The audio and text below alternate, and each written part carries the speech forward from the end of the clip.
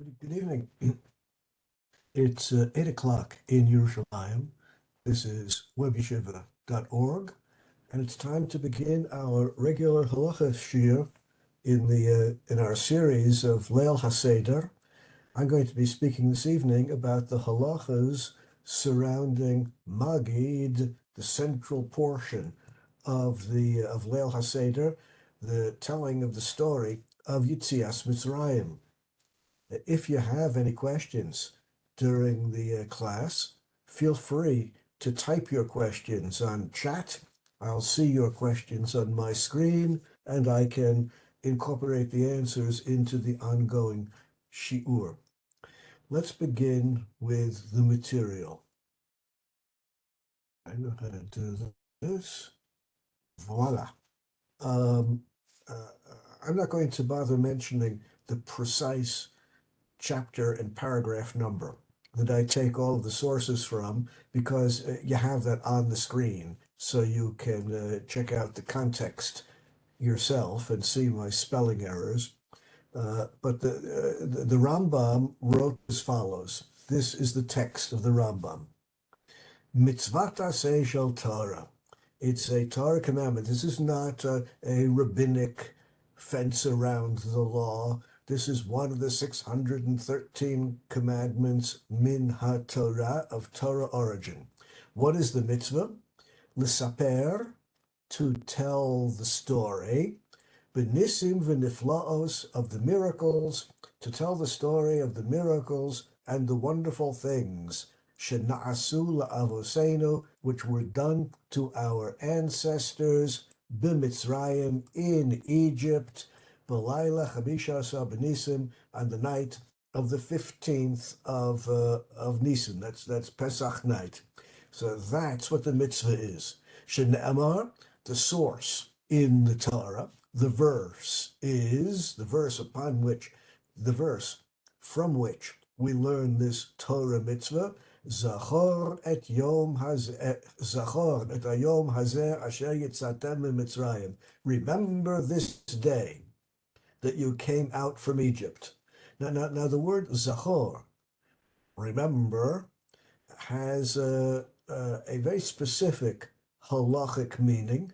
The word zachor, remember, means not only in the mind, but also to mention. In modern Hebrew, ani zocher means I remember. Ani mazkir means I mention it to you, I speak about it. So zachor et hayom asher atem yitzatem miMitzrayim, mention the day that we came out of Egypt, talk about it, tell the story. And that word zachor, which could mean in other contexts only remembering in your mind, in this case it means to speak out loud and tell the story, K'moshe ne'amar, just like it says in another verse, Zachor et Yom HaShabbat, remember the Shabbat. Remember Shabbat is also one of the 613 commandments, and we fulfill that commandment every week by Kiddush. When we make Kiddush, Al Hakos, holding the cup of wine, is D'Rabbanan. It's one of the rabbis who said you should hold a cup of wine or grape juice while you say Kiddush.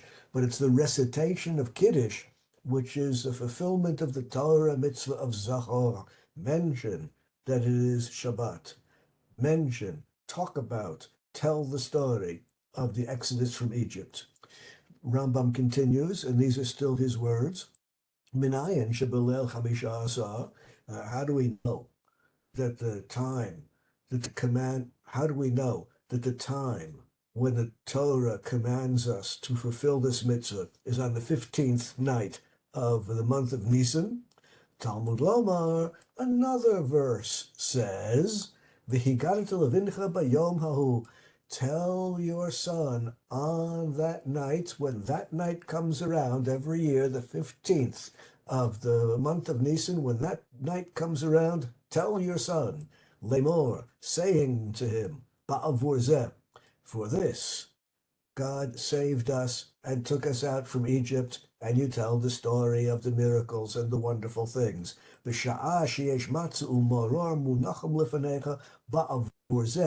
Tell the story with this in front of you, with the matzah and the moror in front of you on the table. That's when you tell the story, and that's part of the mitzvah of the Torah to tell the story as part of Leil HaSeder. It's true that the verse specifically mentions telling your son the story. This is not the time for a discussion of gender neutrality in language, but of course, when the Torah uses the word ben, it means daughter also. But what happens to someone who is childless, unmarried, or married with no children? Well, even though the verse speaks about telling your child that about the story, even if you are a great rabbi and you know all there is to know about the story of the Exodus, even though you know it all perfectly well, still it's a mitzvah to rehearse, to repeat the story on Leil HaSeder. Anyone who goes to length, anyone who expands on these matters, anyone who tells the story longer and longer, hareze meshubach, that person is praiseworthy. It's praiseworthy to not tell the story briefly, but to tell more and more of the story. The longer you tell, the better. Now, this is a very interesting halacha. There are only two places where the Rambam uses this terminology.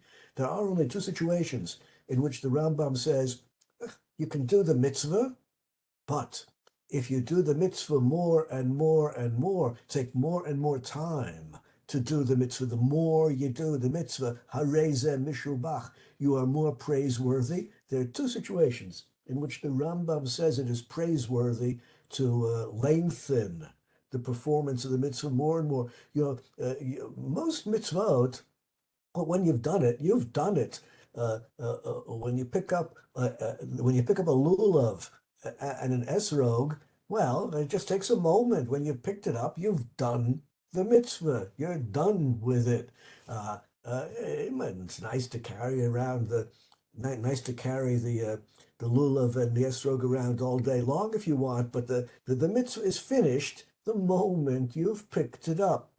This mitzvah, you have a continuing fulfillment the more you relate the story. And the only other situation in which the Rambam uses this formulation is regarding vidui, confession, when you do tshuva.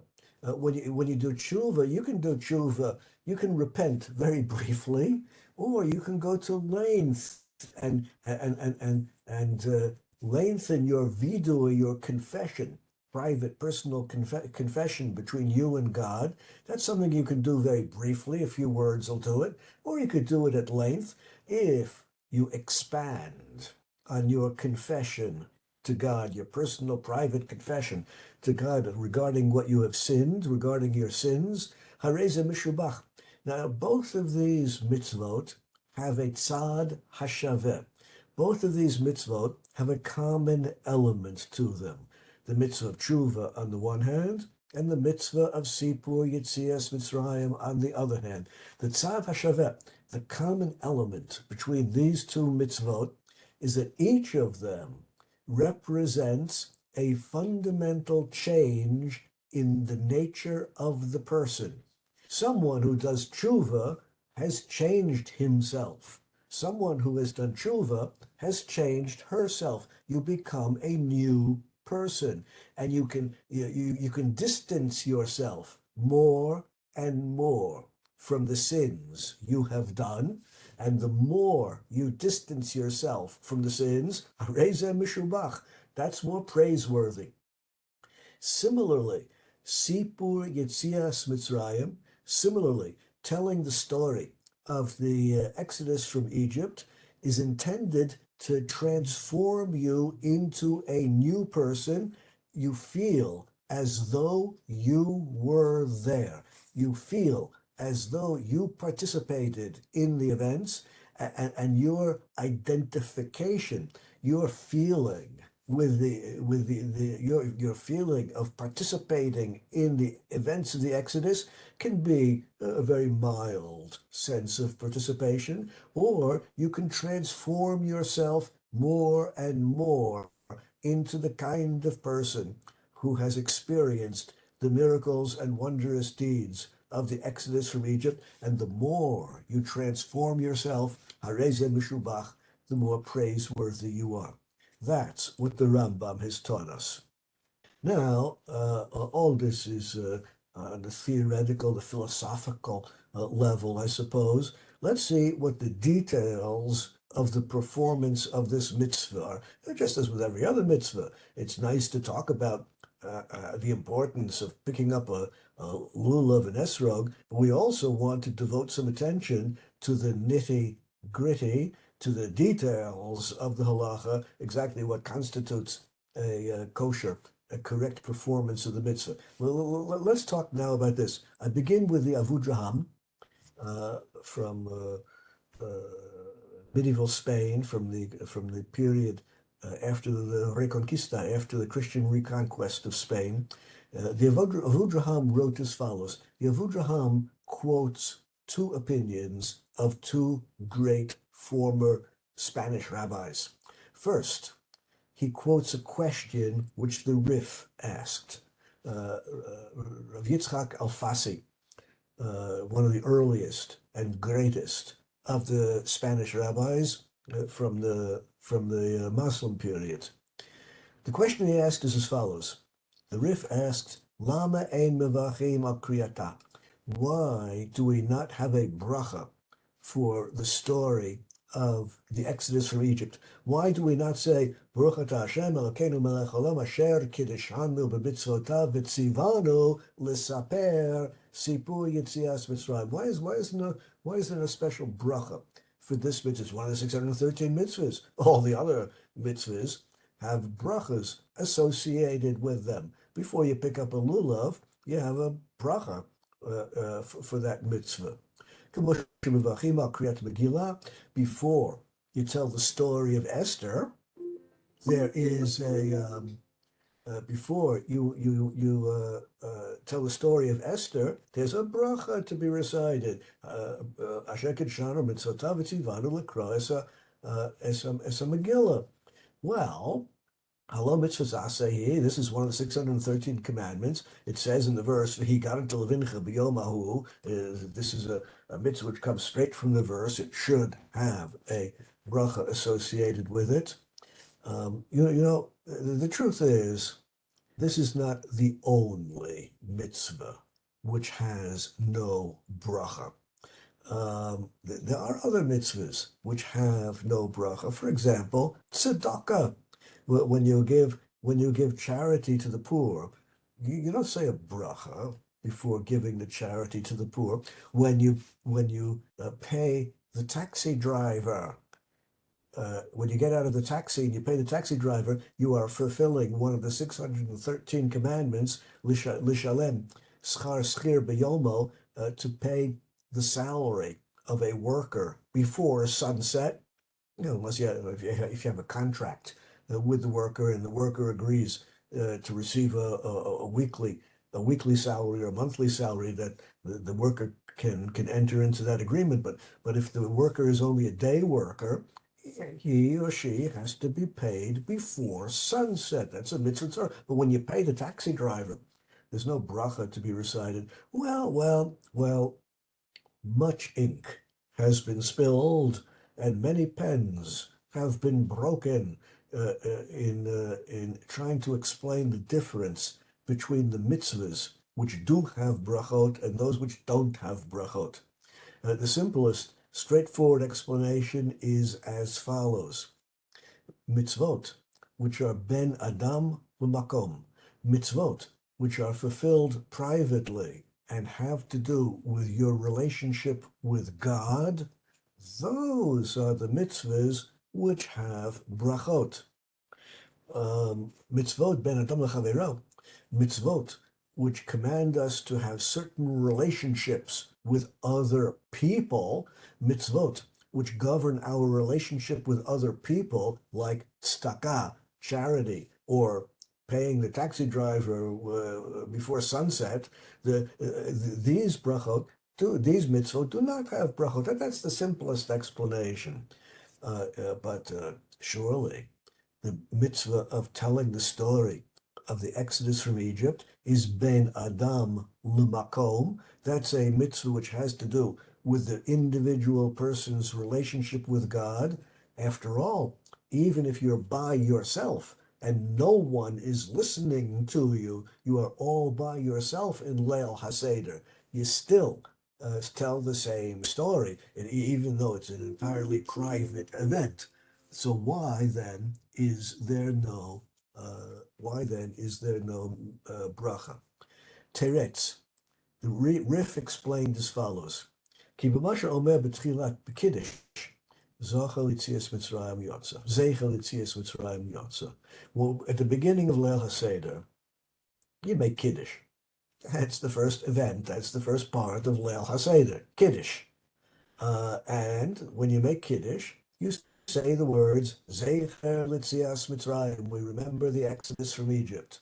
Those three words, Zeicher Litzias Mitzrayim, part of the text of Kiddush, Min HaTorah, as far as the Torah mitzvah is concerned, that is sufficient to fulfill the Torah mitzvah of mentioning the Exodus. Three words will do it. Zeicher Yitzias Mitzrayim. Well, since you have already fulfilled the mitzvah through the recitation of Kiddush, or hearing someone recite Kiddush, since the mitzvah has already been performed, there's no longer any room for a bracha later on in the Seder when you come to tell the story. That the basic mitzvah has already been fulfilled. Now, we're just expanding on the story and telling more and more of it. But we're no longer standing before the performance of the mitzvah. We have already accomplished the basic mitzvah, and now we're just going to expand on it. That's how the Rif explains the matter. Now think about it. According to the Rif, the performance of this mitzvah is simplicity itself. A three-word mentioning of the Exodus from Egypt is sufficient to fulfill the Torah mitzvah. All the text of the Haggadah is good, is commendable, is praiseworthy, mishubach, in the words of the Rambam, is praiseworthy, but the essential mitzvah is fulfilled with three words. Now think about it. People who have, for various reasons, difficulty in performing the mitzvah, people who are very sick, people who are very elderly, people who, for whatever reason, must minimize the performance of the mitzvah. The nurse, the surgeon who is on duty in the hospital, the soldier who is on patrol, and for whatever reason, the mitzvah must be reduced to its absolute minimum. Well, there you got it. The minimum is three words. Zeichel Yitzias Mitzrayim, just remembering the Exodus from Egypt. Say it out loud and you've done the mitzvah. That's the Rif. Now the Avudraham quotes also the Rashba, another one of the great Spanish rabbis. Katav Tamacher, the Rashba has a different explanation for why there is no bracha here. She'ein levarech al kriyata, the reason there is no bracha for the telling of the story of the Exodus, according to the Rashba, mipnei shehi mitzvah she'ein la k'tzava yidua, because this mitzvah has no precise definition about how much or how little to do. Most mitzvot have a very precise definition. How much you have to do. When you pick up the lulav, you have to pick it up at least 3 tefachim. Tefach is the the distance from one end of the fist to the other end of the fist. That's one tefach. Well, not your fist, not my fist. It's a standard measure, rather like the foot in English-speaking countries is not the length of my foot or your foot. It's a standard length. But once you've picked up the lulav, shloshat tfachim, you've done the mitzvah, precise definition. Here, uh, is it 3 words? Is it 4 words? Is it 5 words? There is no precise definition here. Afilu b'dibur alma, with the shortest phrase, you can fulfill the mitzvah. She'yadaber b'inin mitzias Mitzrayim, as long as the short phrase you have spoken speaks about the Exodus, you fulfill the mitzvah. Kol amarbe, anyone who increases the length of the story, hareza mishubach, that's praiseworthy. Now you'll notice in passing that according to the Avudraham, who is quoting these two opinions, according to him, these two opinions are different, two different explanations. And at first glance, these two explanations sound remarkably similar to each other. It's sort of hard to tell what the difference between them is. The Rif said the 3 words in Kiddush will be sufficient to fulfill the mitzvah. The Rajba says any brief phrase will be enough to fulfill the mitzvah. And the Avudraham, who quotes these two opinions, thinks that these two great rabbis are disagreeing with each other, but really it sounds like they're exactly on the same page and in total agreement. But if you think about it for a moment, you'll realize that there is one important difference between the two opinions. According to the Rif, the shortest phrase is sufficient to fulfill the mitzvah as long as it is a standard text which has been given to us by the rabbis, part of Kiddush, for example. According to the Rajba, the simplest phrase is sufficient, and it can be a phrase which you just invent on the spur of the moment. It doesn't have to be any fixed text which the rabbis prescribed for us.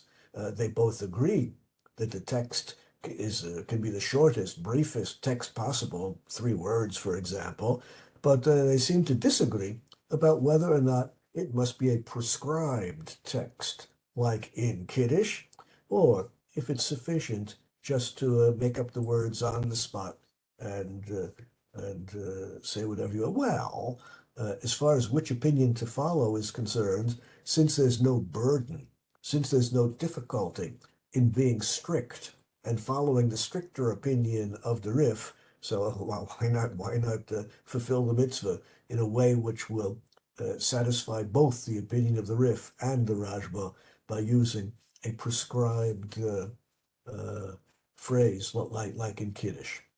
Okay, let's go one step further. We've seen the opinion of the Rif, the opinion of the Rashba, as quoted by the Avudraham. Now let's take a look at the Maharal of Prague.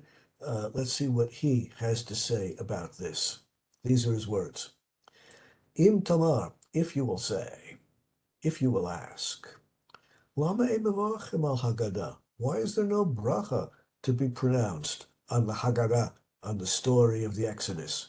Hooray, mitzvah saper b'tzis, it's one of the 613 commandments. Hayalanu levarecha mitzvah zot. Shouldn't we pronounce a bracha before we do this mitzvah? If you will ask, the answer is, according to the Maharal of Prague, Yera'eh, it would seem, Kevan de Iker Hadavar, hu machshavat alev, since the fundamental aspect of this mitzvah is thoughts of the heart, which take place privately and silently in your heart, in your mind. Tzarich lahavin ma she'amar, since you have to understand the words you are saying, it's not enough to tell the story. It's not enough to recite the story of the Exodus mindlessly, not understanding a word you're saying. Someone who understands not a word of Hebrew, but has memorized the entire text of the Haggadah and recites the Haggadah perfectly, without understanding a single word has not fulfilled the mitzvah. The ikr, the primary element in this mitzvah, is not the recitation, it's the understanding, it's the thoughts of the heart, rather like Shema Yisrael. Reciting the words is well and good, but the whole purpose of reciting the words is to have the correct thoughts in your heart, that God is one. That's why we say the words of Shema Yisrael. And similarly, in the Sipur Yetzias Mitzrayim, it's not enough just to mechanically memorize the text and recite it, even if you don't understand it. The imlokein, if you do not understand the words you are saying, lo have midi, it's nothing. It's of no value whatsoever, just mechanical recitation of the Haggadah accomplishes nothing. It's not a fulfillment of the mitzvah. And of course, someone who understands not a word of Hebrew would be well advised to recite the text in a language that he or she understands. Indeed, when the Shulchan Aruch talks about this particular halacha, the Shulchan Aruch, the example given in the Shulchan Aruch is if you don't understand Hebrew, tell the story in English. Of all the languages that the Shulchan Aruch could have chosen as an example, it just happens to choose English in this particular, well, I was talking about the Middle English, back in the Middle Ages. But of course, it doesn't make a difference whether we're talking about Middle English from the Middle Ages or Modern English or any other language you understand, since understanding is the most important element of the mitzvah. If you don't understand Hebrew, do it in a language you do understand. Kevan she'ikru b'lev, since the most important element of this mitzvah is not the mechanical recitation, but rather the understanding in your mind, in your heart. Lo shayach bracha. That's why we have no bracha. Elam mitzvah she'ikar shalav masa. All of the brachas have to do with mitzvahs where the whole mitzvah is about an act, an action, picking up the lulav, it's the action which is the primary element of the mitzvah. Shchita, when the shochet, the ritual slaughterer, does his thing and kills the chicken, it's the action, doing it correctly. It's the action which is the mitzvah. There's a bracha on shchita, on ritual slaughter. That's when you say the bracha asher kiddeshanu, ki ha'maisa hu ha'ikr, because it's the deed, the action, which is the primary fulfillment of the mitzvah. Lefichach ein mevarchen al Haggadah. That's why there's no bracha on Haggadah, because the recitation, the action, is of minor importance. The principal importance is in the understanding of what you say. But Talmud Torah, what about another mitzvah, he says? These are the words of the Maharal Prague. What about the mitzvah of learning Torah? Well, before we learn Torah, every morning when you wake up, one of the brachot which you recite, now,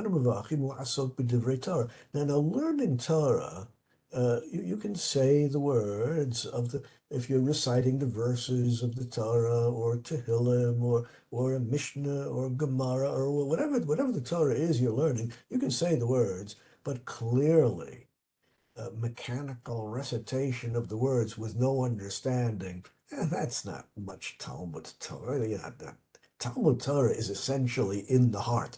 Talmud Torah is essentially in the mind. Talmud Torah is essentially understanding what you are learning.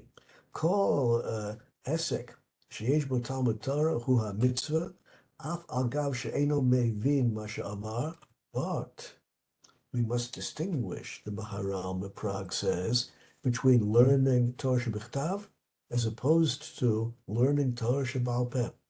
If we're talking about the learning of Torah Shebichtav, reciting the verses of the Torah, there you fulfill the mitzvah even if you did not understand.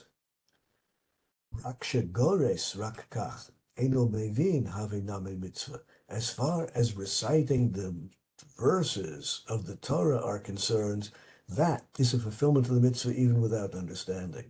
Lachein habracha la'asok b'divrei Torah. That's why we don't have a bracha. Asher kedeshanu mitzvotav v'tzivanu lilmod Torah.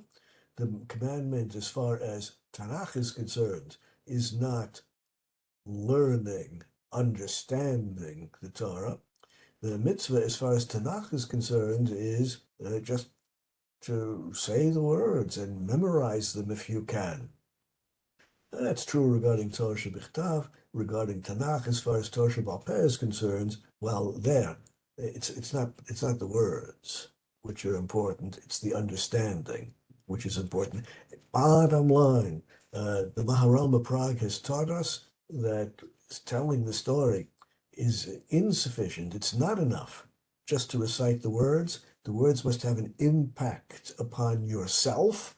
You must improve yourself by understanding the words. You must make yourself into a person who feels as though he or she has experienced the exodus from Egypt. Now, let's take a look at what the modern rabbis have to say about this. Here's a quotation from the Mishnat Yavatz. Mishnat Yavatz was written by Rav Yaakov Bitzalel Zolti. Yavatz, the name of his sefer, incorporates the first two letters of Yaakov, the first two letters of Bitzalel. That was his name, Yaakov Bitzalel. He was originally from Eastern Europe, but after the Holocaust, he became the chief rabbi of Yerushalayim, and as such was, of course, one of the principal rabbis of the 20th century. These are his words. Nireh, it would seem,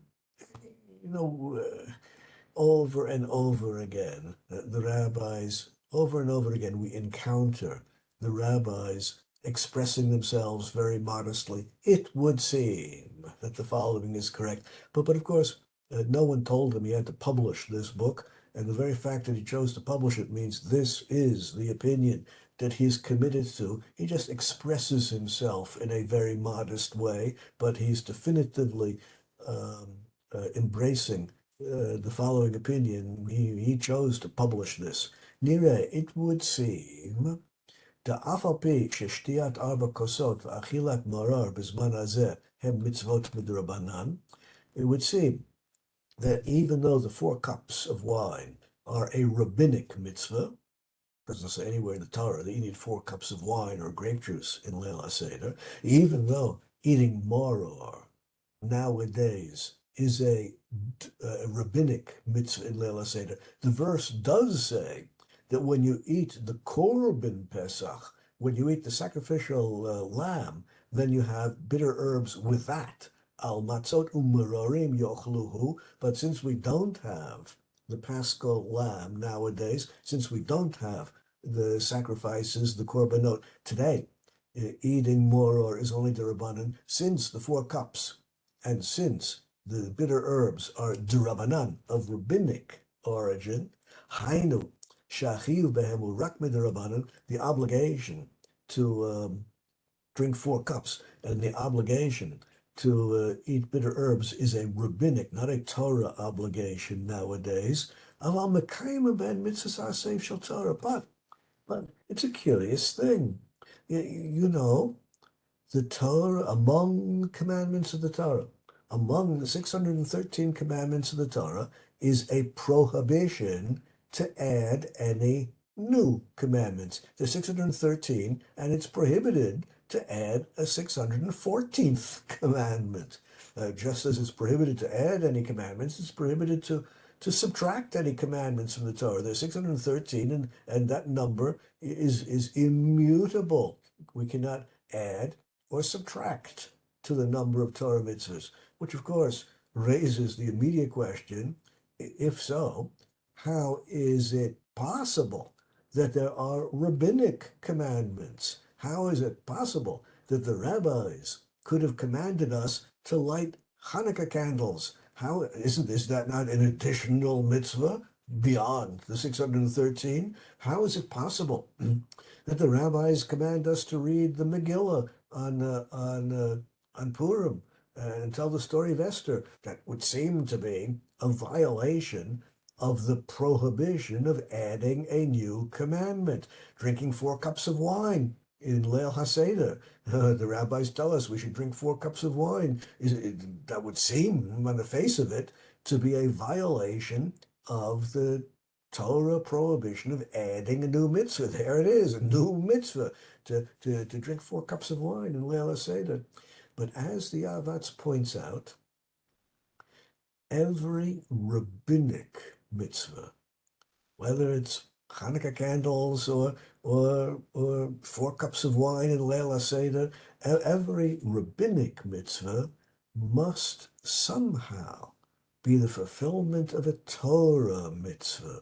What the rabbis instruct us to do in lighting Hanukkah candles, in reading the story of Esther, in drinking 4 cups of wine in Leil HaSeder, anything which the rabbis command us to do, they are commanding us to fulfill a specific Torah commandment. For example, visiting the sick is a rabbinic mitzvah. The rabbis command us to visit and comfort the sick, to visit and to comfort mourners.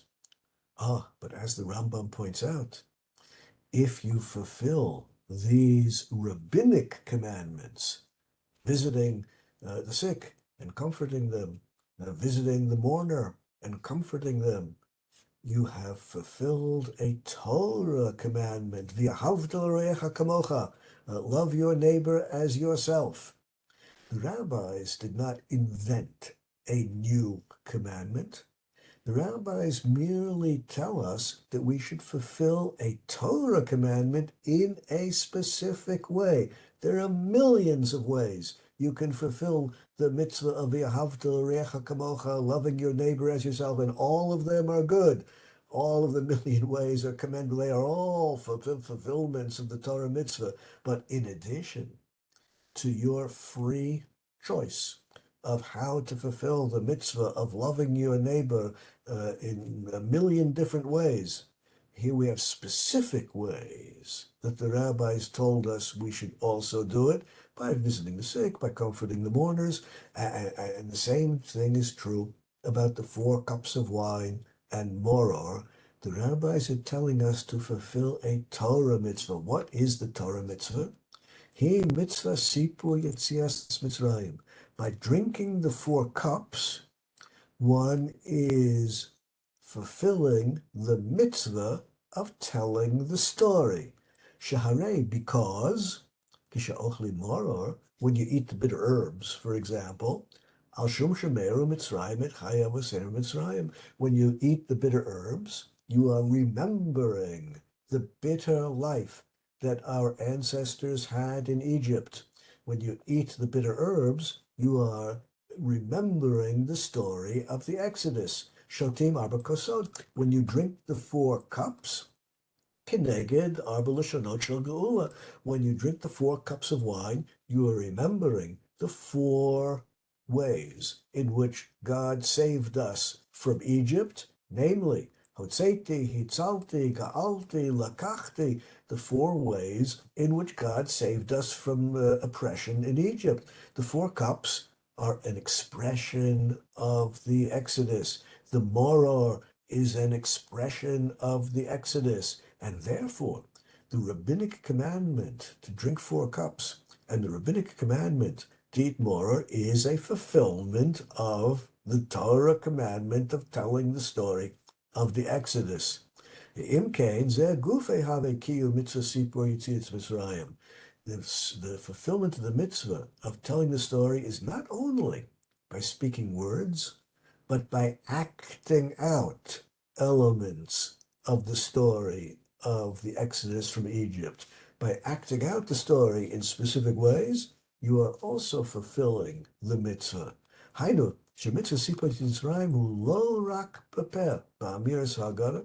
Fulfillment of the mitzvah of telling the story is not only to sit perfectly still and recite the words, tell the story with your mouth. Ella gamba maisa. If your actions represent the story of the Exodus, then your actions are also a fulfillment of the mitzvah. And then he continues and says, according to this, we now understand Shekiyu mitzvah sipur b'leil Seder, who lo rak b'hazkara b'peh. The mitzvah of telling the story is not only verbally saying words, alagamba maisa, but also certain actions, 4 cups of wine, eating mora, al yedei achilas matzu mora, even matzah, eating matzah by itself is a mitzvah, but in addition to the mitzvah of eating matzah is also part of telling the story of the Exodus, the 4 cups, and similarly, hilchot haseder, similarly, just studying the halachas of Leil HaSeder are a fulfillment of this mitzvah. Therefore, in Elaim is someone who's speech impaired. Yeah, I'm personally not very happy with the expression speech impaired. Well, I did not invent the English language, and I'm just stuck with the phrases that it has. But speech impaired implies that there's something wrong with the person who cannot speak. And indeed, such people might be quite satisfied with their lives and don't think of themselves as being second-class citizens. Such people who cannot speak might make peace with their lives and be quite fulfilled. And I don't like the expression which indicates that there's something wrong with these people. But in any event, we're talking about someone who's unable to speak. Someone who's unable to speak is an elaim, cheresh, someone who is unable to hear, again, hearing impaired. An expression I'm not happy with, but we're stuck with it. Someone who cannot speak and someone who cannot hear can fulfill the mitzvah of telling the story of the Exodus by certain actions. Drinking the 4 cups and eating the maror. That's also a fulfillment of the mitzvah. That's what Rav Zolti teaches us. Now, let's take this one step further.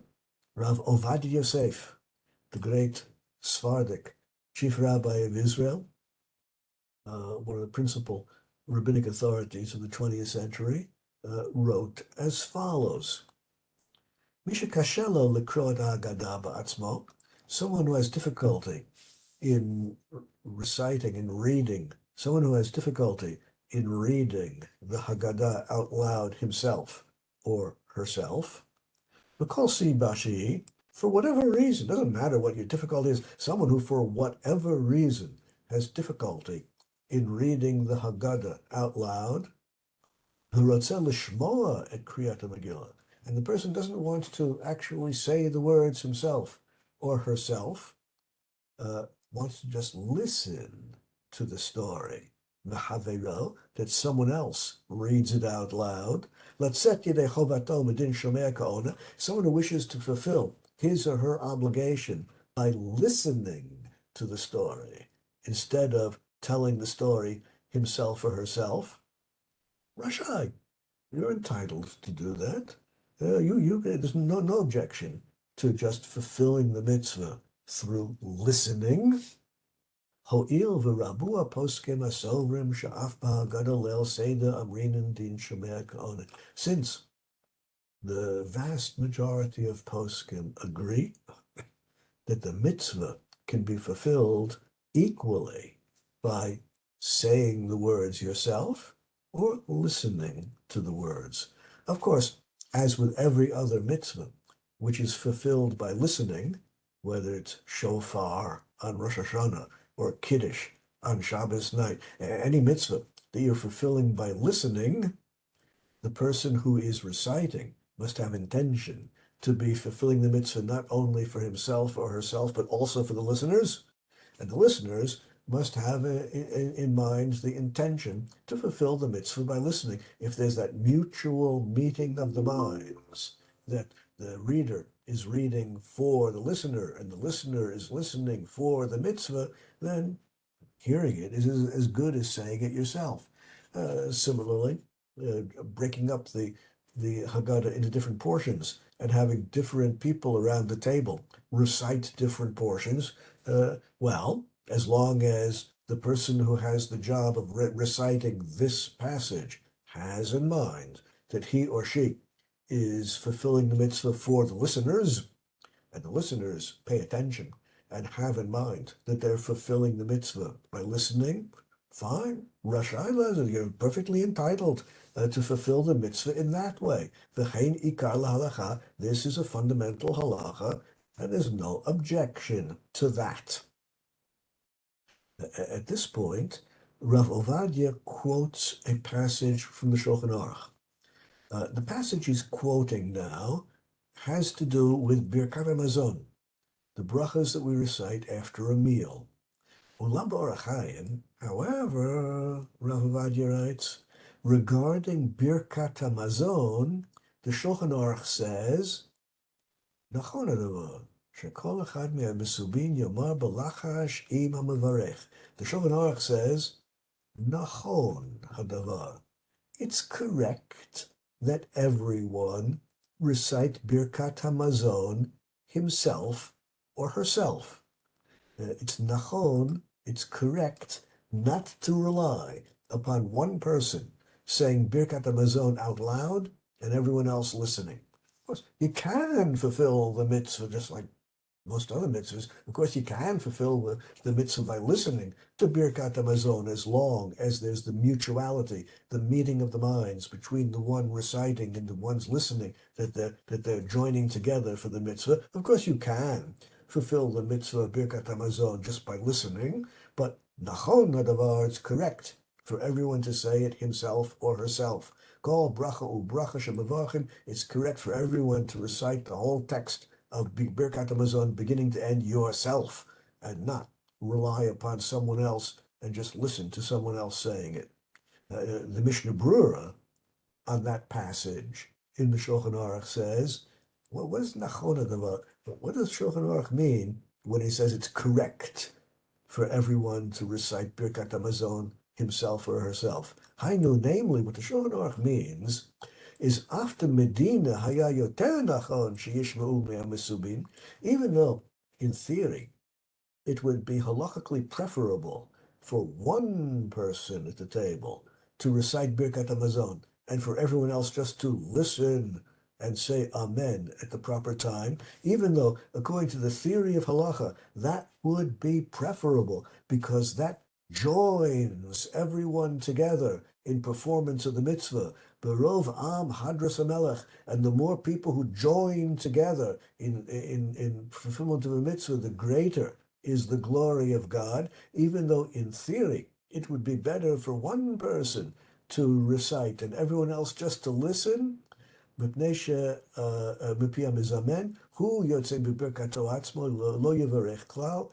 better for in theory, it's better for everyone around the table to remain silent and just listen to whoever is reciting Birkat Hamazon. Nonetheless,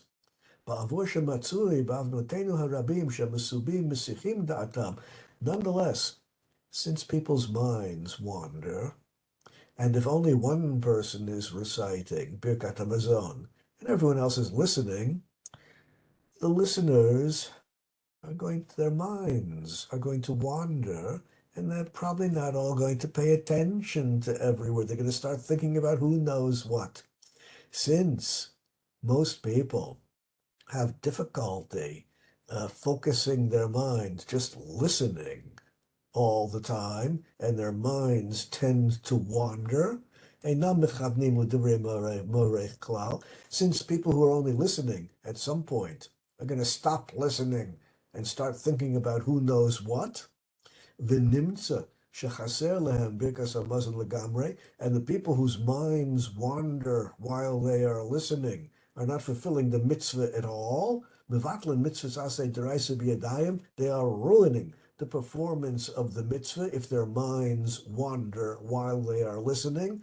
Lachein, therefore, nachon kayom, therefore nowadays it's probably better for everyone to recite the text himself or herself, and similarly in Leil HaSeder, if you are afraid, if there's some risk that your mind is going to wander and you're not going to pay attention to whoever is reciting, it would be better to say it quietly yourself, word for word, together with whoever is reciting. Okay. In general, the issue of having other people do mitzvahs for you deserves a whole separate discussion.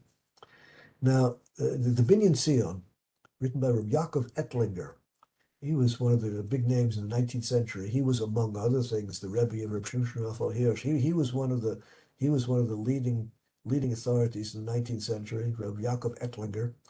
He explains to us that Rabbi Gamliel gives us two basic principles in the Haggadah. First, Hamuat liyot yotze hu lefaresh ta'amei Pesach matzah umor.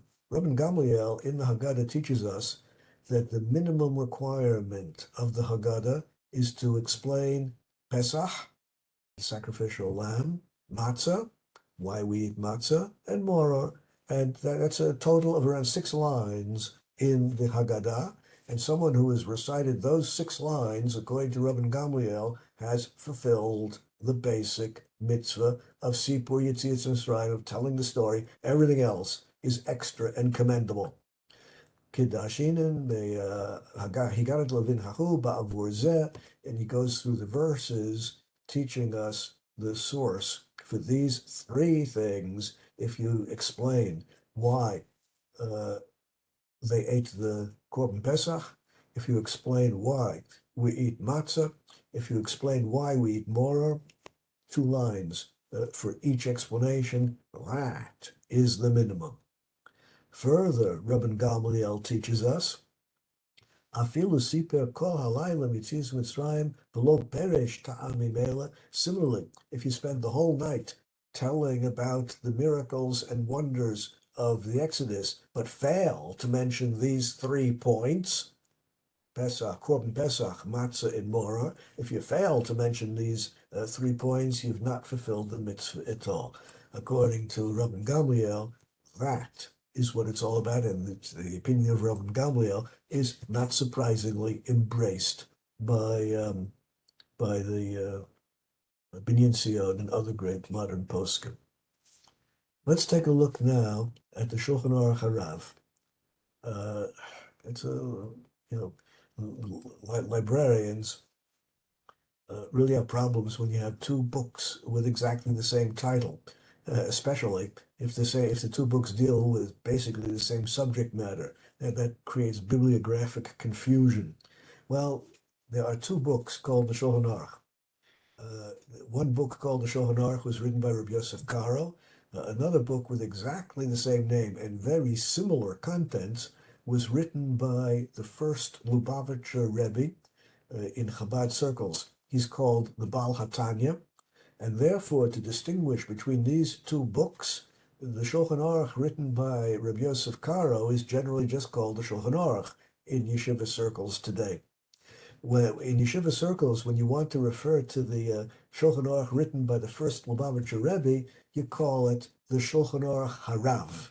The Shulchan Aruch written by that rabbi, namely the first Lubavitcher Rebbe in Chabad circles, they call the same book the Shulchan Aruch of the Baal HaTanya. In any event, this book we're about to quote from is an extraordinarily weighty halachic work, quoted on virtually every page of the Mishnah Berurah, for example. Mishnah Berurah relies upon his opinions extensively. Well, let's see what the Baal HaTanya, what the Shulchan Aruch Harav has to say about the minimum requirement of Leil HaSeder. Iker nusach ha'Haggadah shetiknu chachamim chova al hakol, the fundamental part of the Haggadah, which is fundamentally obligatory for everyone, hu mitchilat avad avadim hayinu, begins with the words avadim hayinu up to hareze mishubach. That is the passage which is fundamentally obligatory. Achakach, if you have time for more, Mitchilat Ovdei Avodah Zarah Hayu Avotenu. That passage up to the explanations of Arami Oved Avi, and after that, Pesach Shahayu Ochlin, Matzazo, Morar Zeh, Bechol Dor Vador, Otano Chotzi Misham, those are additional parts which are commendable and praiseworthy, and you should say if you have time, but the fundamental part of the mitzvah is the first passage he refers to. Shah kol hanusach, all the rest of the text is merely a matter of minhag, which has come to us from the earlier rabbis and is good and is commendable, and the more you do, the better off you are. Harezem shubach. But fundamentally, according to this rabbi, what you have to say is from avadim hayinu up to harezem shubach. That is very different from what the Binyan Sian taught us on the previous screen in the name of Rabbi Gamliel. But here we have a different opinion about what the minimum requirement of Leil HaSeder is, the minimum requirement of the story. Now, at this point, I want to turn to a very different understanding of how one can fulfill the mitzvah of telling the story. We begin with Tosefta. The words of the Tanaim. The Tanaim were the rabbis who gave us the Mishnah. The same rabbis gave us a number of other corpora, a number of other bodies of halachic literature. They gave us the Braitot, they gave us the Midrashei Halacha, they gave us the Tosefta. There are a number of other books given to us by the same rabbis who wrote the Mishnah, and the Tosefta given to us by those rabbis is not of exactly the same weight, not exactly the same importance as the Mishnah. The Mishnah is the most important, but this is close in ranking to the importance of the Mishnah. Let's see what it says in the Tosefta. Ma'aseh ben Rabbi Gamliel's Koenig. The Tosefta tells a story of Rabbi Gamliel and the other rabbis. Shayu besubim beito shel beit baitos ben zun balod. On Leil HaSeder, they were sitting in the house of Baitus. They were doing Leil HaSeder in the house of Baitus in the city of Lod, not far from Tel Aviv today. Hayu asukim behilchas haPesach kol ota halayla. And Rabbi Gamliel and the other rabbis spent the whole night, Leil HaSeder night, Pesach night, they spent the whole night discussing the halachas of Pesach. Ad krota hagever, until the cock crowed in the morning, announcing dawn. Higbiu at shulchan lifnehem, when they heard the cock crow and they knew it was dawn, they picked up the table that they were eating on. Nin aru, they stood up from where they were sitting or reclining. Halchu lehem lebeit midrash, and they went to the yeshiva to continue learning in the yeshiva all night long. They were learning the halachas of Pesach at home, and then they went to the Beis Midrash.